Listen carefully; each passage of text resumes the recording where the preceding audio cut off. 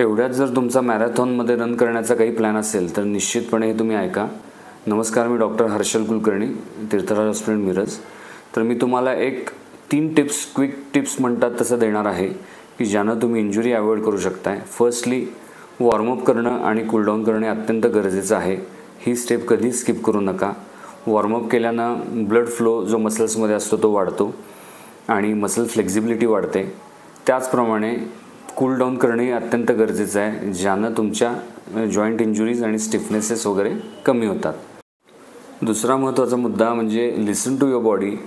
तुमच्या शरीरामध्ये किंवा पायाच्या अवतीभोवती कुठं स्नायू दुखावला असेल तर निश्चितपणे तुम्ही थांबायला पाहिजे.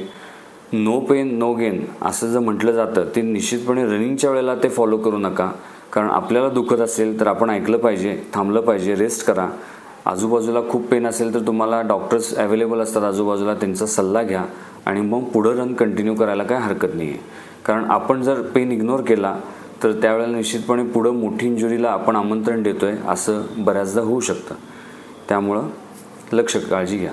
तिसरी टिप म्हणजे कुठल्याही गोष्टीचं ओव्हरडू म्हणजे अतिशयोक्ती करणं टाळा.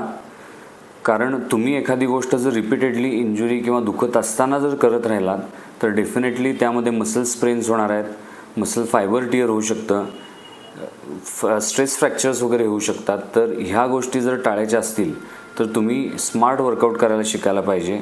स्मार्ट ट्रेनिंग करा, प्रॉपर हायड्रेशन मेंटेन करा आणि तुमचा रन एक चांगल्या पद्धतीने एन्जॉय करा आणि इंजुरी फ्री फिनिश लाईनपर्यंत या आणि अनेक रन असे पुढं एन्जॉय करत राहा. थँक्यू.